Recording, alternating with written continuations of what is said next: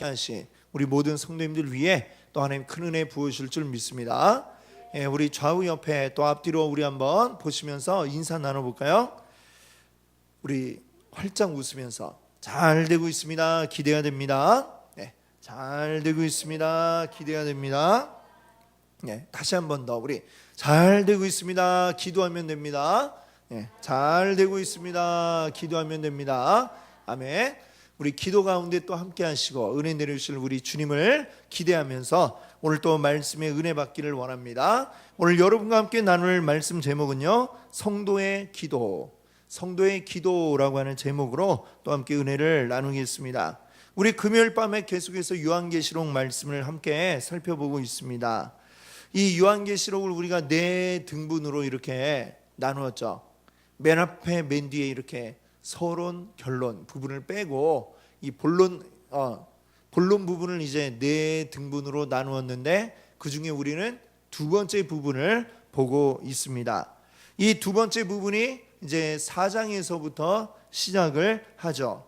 4장과 5장의 이제 그 두 번째 부분의 또 앞부분이라고 이렇게 둘러 나누면 두 번째 부분의 앞부분인데, 자, 이 4장 5장에서 뭘 보여주고 있느냐면 사도 요한이 성령에 이끌려서 하늘나라, 하나님이 계신 곳, 그곳으로 가게 됩니다. 그 하나님의 나라를 마치 전망대에서 쫙 내려다보듯이 전체를 쫙 조망하여 바라보는데, 보니까 이 하늘나라 한가운데에 무엇이 있냐면 하나님이 앉아 계시는 하나님의 보좌가 있습니다. 그리고 그 보좌 주변에 보니까 24장로들이 있고 또 네 생물이 있고, 그들이 하는 일은 하나님을 밤으로 낮으로 찬양하며 높이는 이런 일을 하고 있었습니다. 자, 근데 이제 4장에서 그 하나님 보좌를 보여주고, 그 다음에 시선이 이제 이제 카메라가 이제 쫙 당겨지면서 그 보좌에 앉은 하나님의 오른손으로 이제 쫙 클로즈업이 되는 거예요. 근데 그 손에 보니까 뭐가 있느냐? 두루마리가 하나 들려져 있었습니다. 이 두루마리가 뭐냐면 바로 보니까 7개의 봉인이 되어 있더라라고 했고요. 안과 밖으로 빽빽하게 글씨가 적혀 있더라라고 했죠. 그게 뭡니까? 이 수없이 많은 양의 글들을 거기에 적어 놓았는데 이게 뭐냐? 하나님의 구원 계획이 적힌 두루마리이고 그것에 봉인이 되어 있습니다. 이 봉인이 풀려야 빨리 구원의 역사가 완성이 될 것인데, 봉인이 딱 돼 있으니까 이 봉인을 해제할 자가 누구냐라고 이렇게 하는데 누군가 나타났습니다. 그분이 누구예요? 5장에 이제 보니까 바로 어린 양, 일찍이 죽임을 당한 어린 양이고 또 사자와 같은 분이다, 이렇게 이야기를 했습니다. 양과 사자는 이게 서로 매치가 안 되는 짐승들인데, 이게 그 한 분에게 이제 다 그 어떤 특성을 나타내는 동물들이죠. 그분이 누구예요? 바로 예수 그리스도라고 하는 것입니다. 예수님이 일찍이 죽임을 당한 어린 양과 같은 분이고, 그러면서도 사자는 또 무엇을 나타내느냐? 바로 왕이시다라는 것을 나타내죠. 그 예수님이 어린 양의 모습으로 나타나서 또 사자와 같은 모습으로 나타나셔서 그 오른손에 하나님의 보좌 앉으신 하나님의 오른손에 쥐어져 있는 두루마리를 딱 이제 인수 받으시고, 그 다음에 이제 6장에 오니까 이제 드디어 그 인을 하나씩 떼는 거죠. 그래서 이 6장에서부터 이제 인을 뗄 때마다 어떤 일이 벌어지냐면 이 땅 가운데 심판이 내려지는 것입니다. 그래서 6장에는 그 제일 첫 번째 재앙의 시리즈가 이제 3번에 걸쳐서 나오는데, 그 재앙 가운데 제일 첫 번째인 7인의 재앙, 그 인을 하나씩 뜯을 때마다 나타나는 7 재앙이 이제 6장에 나타나죠. 근데 6장 마지막에 가면 6장 마지막에 이 엄청난 그 재앙이 내리고 있고, 그리고 그게 6가지가 내려졌는데, 그때 6장 맨 마지막 17절에 보시면 뭐라고 했어요? 그들의 진노의 큰 날이 이르렀으니 누가 능히 서리요 하더라. 이 하나님의 진노 앞에 누가 그 앞에 서가지고 그 진노를 받아낼 수가 있겠느냐? 누가 능히 서 있을 수 있겠느냐라고 이렇게 묻고 있습니다. 거기에 대한 답이 이제 뭐예요? 7장에 나오는 거죠. 그 일곱인 재앙이 내리는 가운데 이 재앙은 결국 누구에게 내리는 것이냐?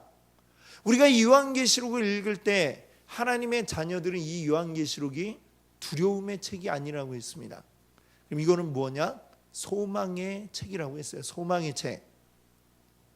사도 요한이 그 시대에 엄청난 고난을 받고 있는, 엄청난 핍박을 받고 있는 로마 황제들은 그들에게 절하는 걸 거부한 이 기독교인들을 잡아다가 죽이기를 서슴지 않았습니다.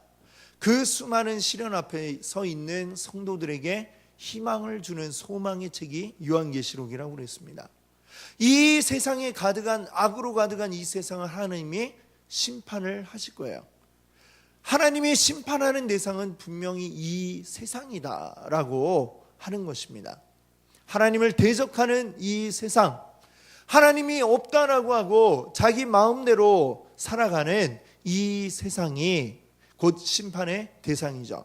그러나 그 세상 속에서 하나님의 말씀을 지키며 살아가는 자들에게는 그 재앙이 미치지 않는다라고 하는 것입니다. 그래서 이 7장에 이 하나님의 재앙 앞에, 하나님의 심판 앞에 누가 능히 서리요 했더니 7장에서 이제 누구를 얘기해요? 14만 4천 명을 얘기하죠. 이 14만 4천, 아주 딱 정해져 있는 숫자로 14만 4천 명만, 이 세상의 수많은 사람들 가운데 14만 4천 명만 구원을 받느냐? 그렇게 해석을 하면 안 된다라고 말씀을 드렸어요. 우리가 아주 시끄러운 그 이단 신천지, 거기서는 14만 4천 명만 구원받는다라고 하면서 빨리 14만 4천 안에 들어야 된다라고 하지만 지금은 이미 그걸 넘었다고 하더라고요. 그러니까 뭐라고 하냐면 그 중에서도 아주 열심히 있는 자만 또 된다고 막 이렇게 계속 말을 바꾸면서 이러고 있다고 그래요. 이 14만 4천이 뭘 의미합니까? 곧 교회를 의미하는 거예요. 교회. 어떤 교회? 구약의 교회를 나타내는 12지파의 12, 또 신약의 교회를 나타내는 12사도의 12 곱하고 거기에다가 아주 많은 수, 천을 곱하는 거죠. 12 곱하기 12 곱하기 1000 하니까 14만 4천이라고 하는 숫자죠. 이거는 상징적인 그런 숫자입니다. 교회, 신약과 구약을 아우르는 모든 교회의 성도들이 다 하나님의 심판의 대상이 아니라 하나님께 온전히 나아가 서 있는 하나님의 구원의 대상이다라고 이렇게 말씀하고 있는 것이죠. 자, 그것이 이제 오늘 7장까지 나와 있고요. 8장에 들어서니까 이제 앞서 있었던 7인의 재앙 가운데 6장에서는 6번째 재앙까지 나왔습니다. 이제 8장은 그 7번째 재앙으로 시작을 하게 됩니다. 자, 8장 1절을 보니까 이제 뭐라고 이야기하느냐면 7째 인을 떼실 때에, 바로 그 7인 재앙 가운데 7번째 그 인을 떼고 있다 이렇게 얘기하죠. 그때에 하늘이 반시간쯤 고요하더니, 자, 이것은 어떤 의미가 있을까요? 하늘이 갑자기 반시간쯤 고요하더라. 이 반시간, 왜 하늘은 반시간쯤 고요했는가? 자, 이 반시간이 어떤 의미를 가지냐면, 사실 이 뒷부분을 이제 우리가 계속 읽어보면 그 이유를 알 수 있는데요. 자, 그것은 하나님이 성도들의 기도를 듣기 위해서 하늘을 조용하게 하신 것이다 라는 것을 우리가 알 수 있습니다. 그럼 왜 1시간도 아니고 2시간도 아니고 반시간이냐? 그 이유가 있는데요. 이것은 예루살렘에 가면 성전이 있죠. 성전에 제사를 드리고 그때에 향을 피우는데 하나님 앞에 드리는 향, 이것을 태우는 시간이 30분 정도 이제 걸린다라고 하는 것입니다. 자, 구약 시대 성전에서는 매일 아침마다 다른 모든 제사들을 시작하기 가장 전에 그 어디냐면 성소는 어디예요?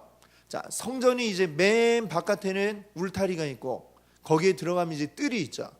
뜰 안에는 이제 재물을 잡는 뭐 번제단도 있고 그렇죠. 그 다음에 이제 안쪽에 하나가 있죠. 건물이 하나가. 그 건물 이제 바로 딱 들어가면 성소가 있고 거기에서 더 깊숙하게 들어가면 지성소가 있습니다. 여기는 1년에 한 번 대제사장만 들어가는 곳이고 성소는 이제 제사장들이 돌아가면서 들어가가지고 거기에 우리 얼마 전에 그 성막 체험하는 데 가서 보셨죠?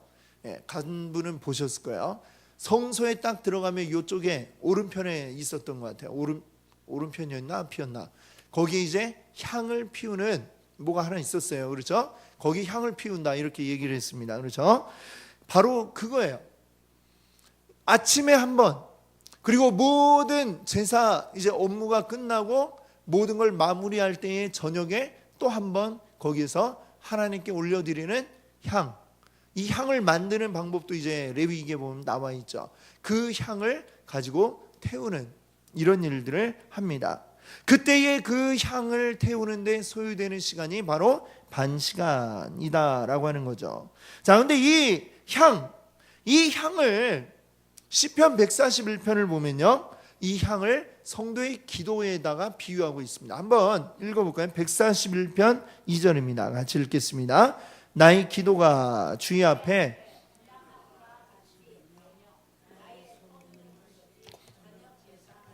되게 하소서. 아멘.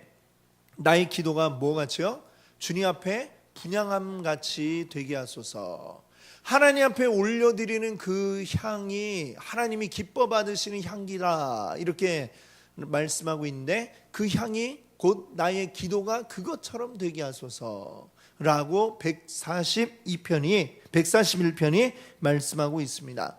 그리고 계시록에 오니까요, 요한계시록에 오니까 오늘 다시 뭐라고 이야기를 해요? 3절에서 5절까지 보니까 이 성도의 기도를 성전에서 향을 피워 올리는 것처럼 그렇게 묘사해서 표현을 하고 있습니다. 한번 우리 3절에서 5절까지 다시 한번 읽어볼게요. 제가 3절, 여러분들이 4절, 다 함께 우리 5절 읽겠습니다. 또 다른 천사가 와서 제단 곁에 서서 금향로를 가지고 많은 향을 받았으니 이는 모든 성도의 기도와 합하여 보좌 앞 금제단에 드리고자 함이라.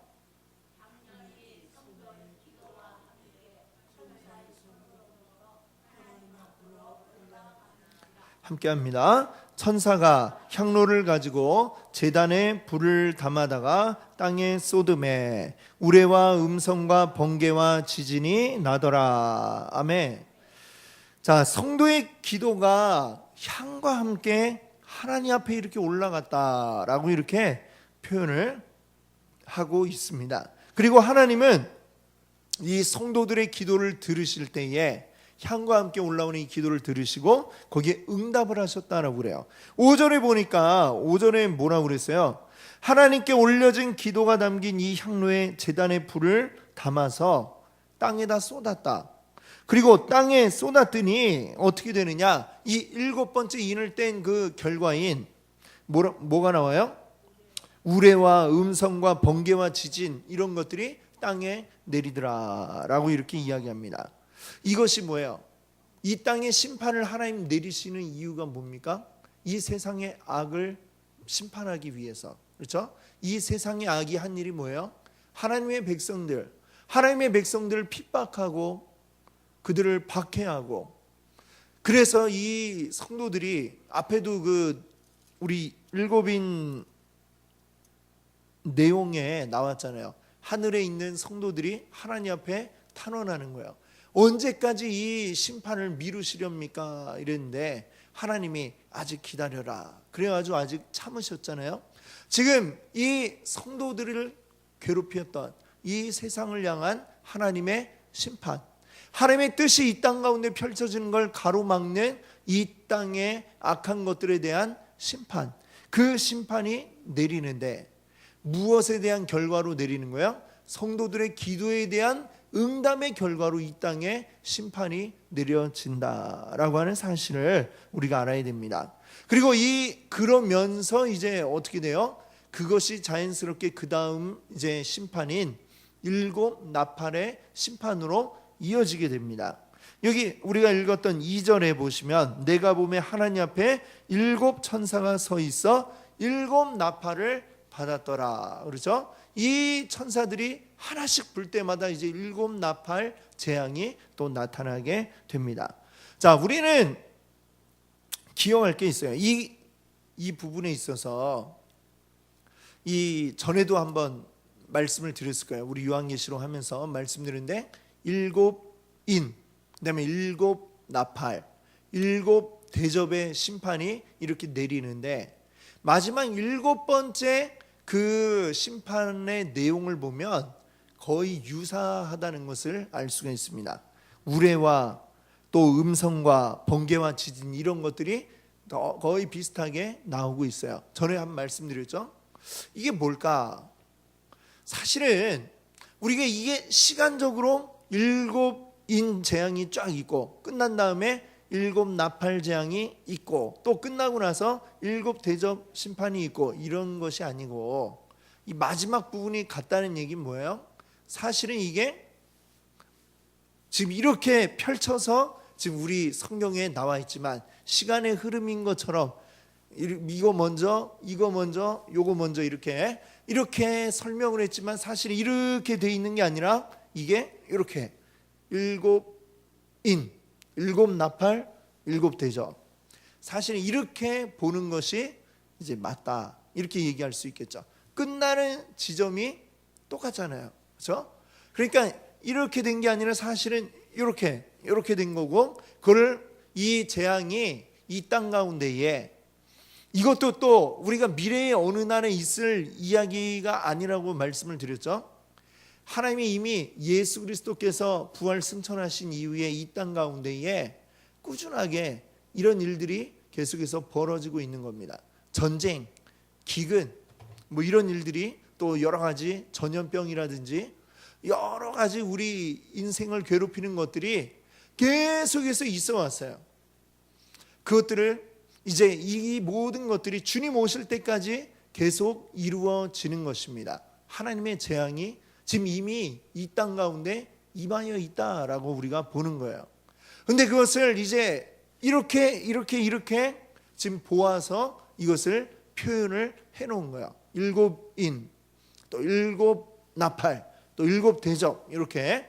그래서 그것을 우리가 알아야 되겠습니다. 그것을 우리가 기억해야 되겠어요. 이미 이 땅 가운데 하나님의 심판이 이루어지고 있구나. 그 가운데 그러나 이 심판이 우리를 해할 수 있다 없다? 하나님의 백성들을 해할 수 없다라는 사실을 우리가 기억해야 되겠습니다. 그리고 이 땅에 이 심판이 이루어지는 가운데에 6장의 그 마지막 부분에 이야기했던 것처럼 여기에 대해 누가 서 있을 수 있겠느냐, 능히 서 있을 수 있겠느냐? 교회가, 하나님의 백성들이 서 있다라고 이렇게 말하지 않았습니까? 바로 그것입니다. 그리고 오늘 여기에 보니까 이 재앙의 사이에 하나님의 백성들의 그 기도가 하나님께로 올려져 간다라는 이야기를 하고 있습니다. 여기서 우리가 알아야 될 이 기도의 중요한 점을 우리가 배울 수가 있는데 첫 번째는 뭐냐면 이 기도는 뭐냐?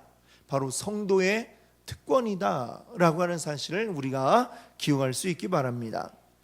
자, 특권층 이런 말이 있잖아요. 그렇죠? 아무나 누릴 수 없는 것을 소수의 사람들이 누리는 걸 보고 그 사람은 특권층이다. 이렇게 우리가 이야기를 합니다. 사실은 우리들이 다 특권층이에요. 예, 아멘. 예, 별로 누리기 싫으세요?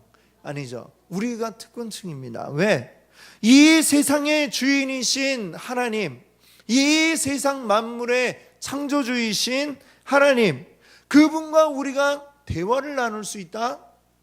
이게 보통 일이 아닙니다. 이게 어마어마한 일이에요. 한번 우리 생각해 보세요. 우리 세계적인 부자 워렌 버핏이라고 있어요. 투자의 귀재라고 이렇게 불리는 그 사람이 투자하면 어마어마한 이윤을 남긴다고 그러죠. 근데 그 사람이 1년에 한 번 자기와 점심 먹을 수 있는 그 권리를 이제 딱 경매를 합니다. 물론 이제 그 이익금으로 좋은 일을 하려고 하는데 그 경매 한번 해가지고 그 사람하고 1시간 밥 먹으려고 어마어마한 돈을 사람들이 쓴다는 거예요. 예. 우리가 상상하기 어려울 정도의 거금을 쏟아서 그와 밥을 한번 먹습니다. 안 그럼 그 사람하고 이야기 한번 나눠볼 기회도 없으니까 그 많은 돈을 주고라도 한번 만나보기를 소망하는 거죠. 여러분들, 우리나라에 제일 높은 사람이 누구예요? 대통령? 그렇죠? 네. 아닐 수도 있고 그럴 수도 있지만 하여튼 대통령이 뭐 직책으로는 제일 높잖아요. 그렇죠? 근데 만약에 여러분이 대통령을 한번 만날 기회가 있다, 그런 일이 흔하지 않죠. 예. 혹시 만나본 분이 있습니까? 지금까지 뭐 어느 대통령이든지 우리 중에 아무도 없으신가요? TV 말고는 본 적이 없어요. 그렇죠? 자, 근데 혹시라도 이제 만난다 그러면 가기 전에도 굉장히 막 아마 준비를 잘 해가지고 할 것이고, 그리고 만약에 딱 만났다, 어떻게든지 한번 하여튼 막수라도 한번 하려고 그러고, 그것도 어떻게든 또 사진 한 장 또 남기려고 그러고, 사진 찍어갖고 어떻게 해요? 크게 뽑아가지고 내가 이 대통령하고 악수도 한 사람이라고 이렇게 동네방네 자랑하고 그러지 않겠습니까? 이 세상에 권력자 그 한 사람을 만나는 것만 해도 굉장히 뭐 만나가지고 별거 없는데 그냥 악수 한번 했을 뿐인데 그것만 가지고도 굉장히 자랑스럽게 여기는 사람들이 많이 있어요. 그렇죠? 근데 이 세상에 권력자 대통령하고 하나님하고 비교가 됩니까? 하나님 비교가 안 되죠. 하나님은 이 세상 이 조그만 대한민국 대통령과는 비교도 할 수 없게 이 세계를, 이 지구를, 이 우주를 다 만드신 분이시잖아요. 그런 분과 우리가 수시로, 그것도 뭐 정한 때가 있는 게 아니라 수시로 우리가 기도하면 만나주신다. 이게 얼마나 엄청난 특권입니까? 이 수시로 아무 때나 만날 수 있다는 거, 이 보통 특권이 아닙니다. 자, 이런 특권을 하나님이 특별한 사람들에게 허락하셨어요. 어떤 사람들에게? 성도들에게 이 특권을 허락하셨다는 겁니다. 그러면 성도에게 이러한 특권을 주신 이유가 무엇이겠습니까? 자, 그 이유가 계시록 5장 7절에서 10절에 나오는데 한번 같이 읽어볼까요? 우리 앞으로, 성경책 앞으로 좀 넘기시면 5장 7절에서 10절이에요. 여기도 한번 우리 교독으로 한번 읽어보겠습니다. 제가 한 절, 여러분들이 한 절, 마지막 10절은 함께 7절부터 읽겠습니다. 그 어린 양이 나와서 보좌에 앉으신 이의 오른손에서 두루마리를 취하시니라.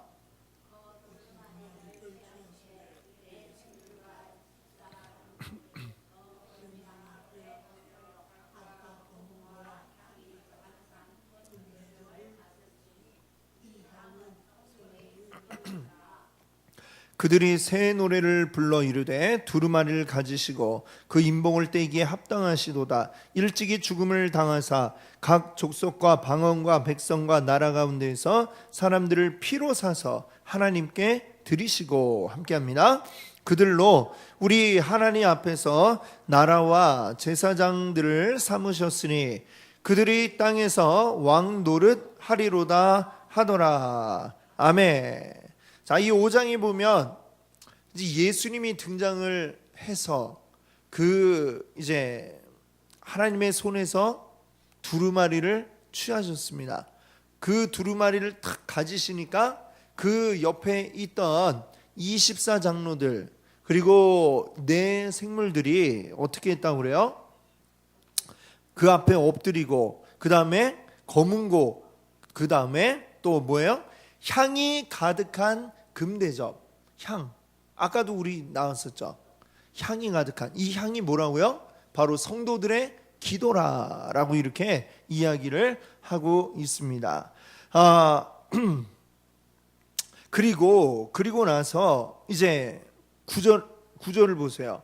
그들이 노래를 부르죠. 24장로들과 네 생물들이 노래를 부르는데 두루마리를 가지시고 인봉을 떼기 합당하시도다. 예수님에 대한 얘기죠. 일찍이 죽임을 당하사 각 족속과 방언과 백성과 나라 가운데서 사람들을 피로 사서 하나님 앞에 드렸다. 이 사람들이 누구예요?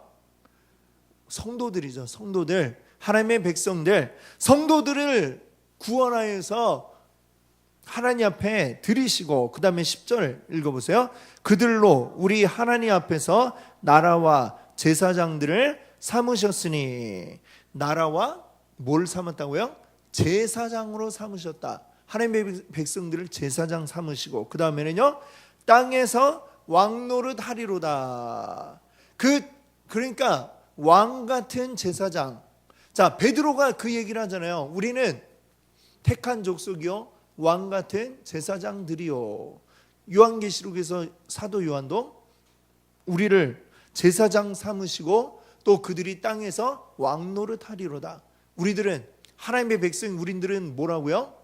왕이요 제사장이다 라고 하는 것입니다. 자, 이렇기 때문에 우리 주님 하나님 앞에 우리가 수시로 나아갈 수 있는 거예요. 왜? 자, 왕이 될 수 있는 사람은 어떤 사람입니까? 지금은 왕이 없지만 고대의 왕들은 누가 왕이 돼요? 아버지가 왕이라야 왕이 됩니다. 이게 일단은 제일 첫째 되는 법칙이죠. 아들이 없을 시엔 또 다른 사람이 왕이 되기도 하지만 가장 주요한 방법은, 왕이 되는 제일 좋은 방법은 왕의 아들로 태어나는 거죠. 그럼 그 다음에 왕이 될 수가 있습니다. 즉 우리가 왕이다, 우리 아버지가 왕이다, 그 말입니다. 우리 아버지가 누구예요? 하나님, 우리 하나님 아버지. 즉 이 말은, 우리가 왕 같은 제사장이라는 얘기는 하나님이 우리 아버지시고 우리는 하나님의 자녀들이고 하나님의 모든 것을 물려받을 상속자다라는 것을 이야기하고 있는 것이죠. 우리들은 하나님의 자녀요, 하나님의 상속자이다라는 것입니다. 대통령이 있는 그 집에 아무나 들어갈 수가 있어요, 없어요? 아무나 들어가면 안 됩니다, 원래. 그렇죠? 그러나 수시로 들어가서 만날 수 있는 유일한 사람이 있다면 그 누굴까요? 대통령의 자녀.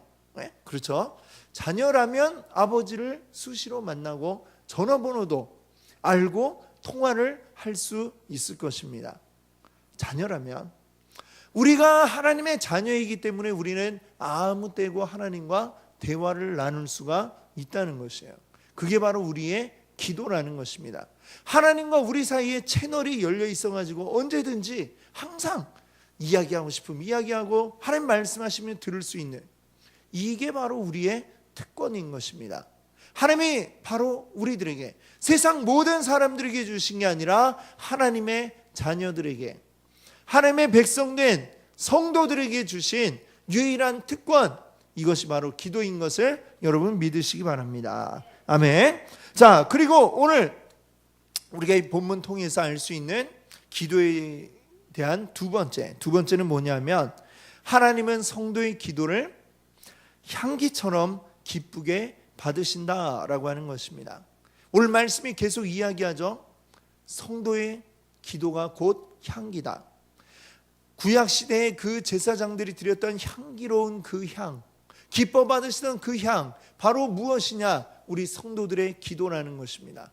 하나님, 우리 성도들이 기도하면, 구청이나 시청 가면 공무원들이 우리를 대할 때 어떻게 대합니까?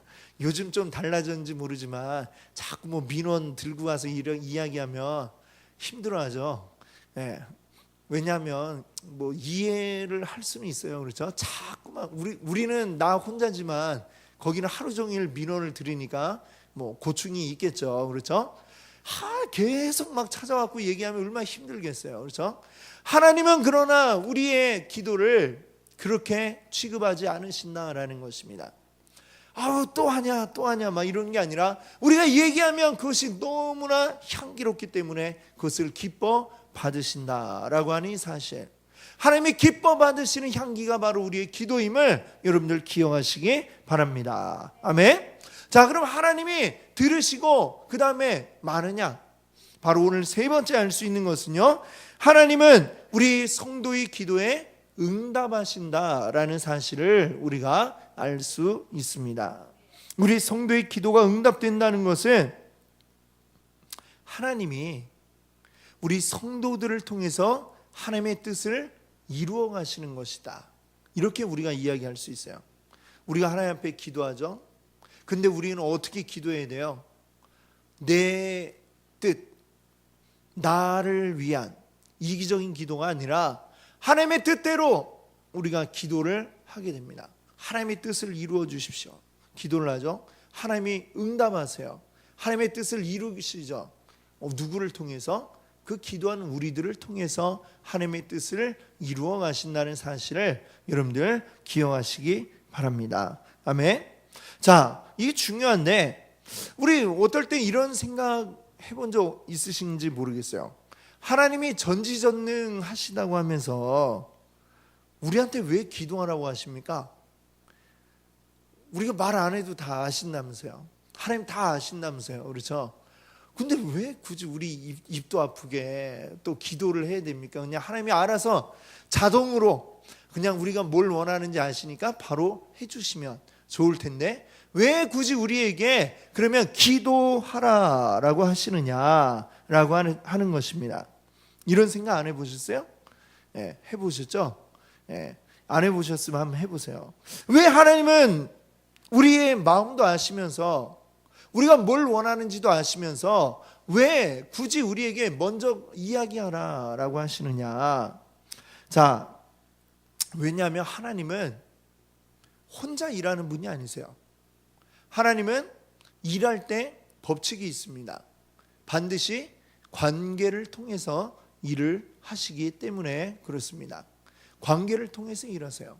하나님이 맨 처음에 천지창조를 하실 때도 그냥 홀로 하신 게 아니라 하나님 삼위일체 하나님이 함께 그 일들을 하셨다 이렇게 말씀하고 있습니다. 하나님은 혼자서 북도 치고 장구도 치고 이렇게 하는 분이 아니라 우리들과의 관계, 하나님의 자녀된 우리들과의 관계를 통해서 하나님의 일들을 이루어 가시는 분이신 줄 믿습니다. 자녀된 우리가 하나님 앞에 기도하고 기도하면 하나님이 들으시고 응답하시고 가고 오고 이 관계를 통해서 하나님은 이 세상 가운데 일을 이루어 가십니다. 하나님 뭘 해주세요. 그러면 하나님이 갑자기 뚝딱 하고 만들어 주시는 게 아니라 하나님이 이 땅 가운데 있는 우리들, 하나님의 백성된 우리들의 관계 속에서 그것들이 나타나게 하시고 이루어지게 하시고 하나님의 역사를 만들어 가시는 줄 믿습니다. 아멘. 하나님의 일은 그렇게 이루어지는 것입니다. 그래서 우리로 하여금 기도하게 하시는 거야.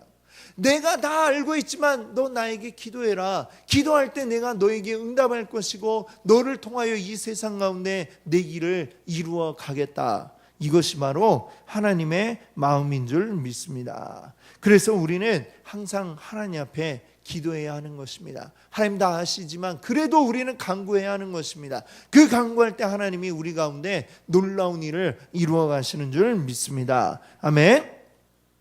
오늘 이제 우리가 이 성도의 기도가 얼마나 귀중하고 소중한 것인지 우리가 함께 살펴봤습니다. 기도는 하나님이 받으시는 아름다운 향기입니다. 또한 이 기도는 우리 성도들에게만 허락된 놀라운 특권이라고 했습니다. 이 세상 사람들이 다 할 수 있는 게 아니에요. 그냥 막 뭘 들어주세요 요구한다고 되는 게 아닙니다. 오직 주의 백성들, 하나님의 자녀들에게만 허락된 특권입니다. 그러나 아무리 우리가 상속자일지라도 하나님의 자녀일지라도 구하지 않으면 그 아무것도 이룰 수가 없는 것입니다. 우리가 구할 때 하나님이 응답하시고 우리가 기도할 때 하나님이 들으시고 이 일들을 이루어 나가신다는 사실 여러분들 기억하시기 바랍니다. 기도하지 않으면 하나님의 능력을 맛볼 방법이 없습니다. 하나님의 능력을 맛보시기 원하십니까? 우리 하나님 앞에 기도합시다. 오늘 기도할 때에 하나님이 우리 가운데 함께 하시고 우리 가운데 놀라운 일을 이루어 주실 줄 믿습니다. 아멘. 오늘 이 밤이 하나님의 능력을 우리가 맛보고 경험하는 이 밤 되길 줄 믿습니다. 오늘 우리 가운데 함께 하시기를 우리 앞에 간구하고 우리 뜨겁게 기도하기 원합니다. 그 가운데 하나님의 역사 경험하시는 여러분들 되시기 바랍니다. 함께